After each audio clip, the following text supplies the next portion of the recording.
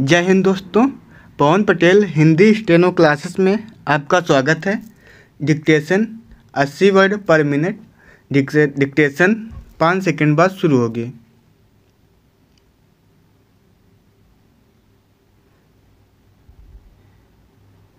Start.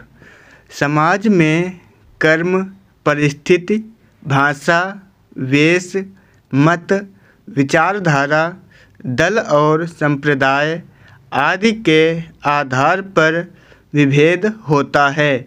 ये विभेद संघर्ष को जन्म देते हैं, परंतु इनके बावजूद मानवता वह तत्व है जो हमें स्नेह की, एकता की प्रेरणा देता है।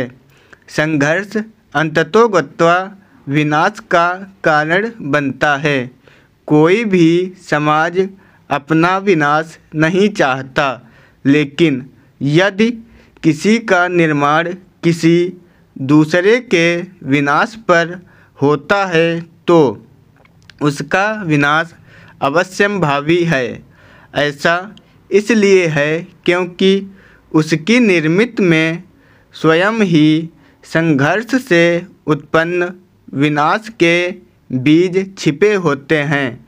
इसके विपरीत स्नेह की एकता से उद्भूत मानवता मनुष्य उसके समाज और व्यवस्थाओं को कभी भी विनाश की ओर नहीं धकेलती।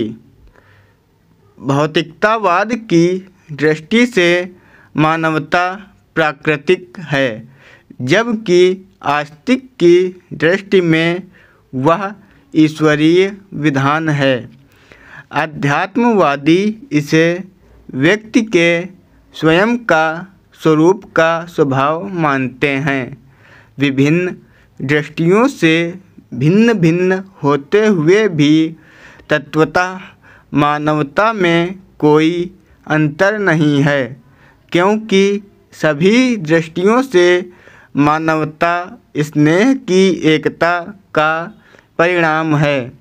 स्नेह की एकता आ जाने पर जैसे प्रेमी को प्रेमानंद, योगी को योगानंद, जिज्ञासु को तत्वज्ञान और भौतिकतावादी को भौतिक साधनों की प्राप्ति का सुख मिलता है, उसी प्रकार स्नेह की एकता के चलते सारे भेद मिट जाते हैं और मानवता के भाव का जन्म होता है।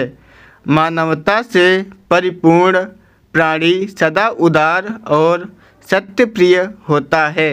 यही उदारता और सत्यप्रियता एक विवेकपूर्ण, उदार और सह अस्तित्व को आदर देने वाले समाज का निर्माण करती है।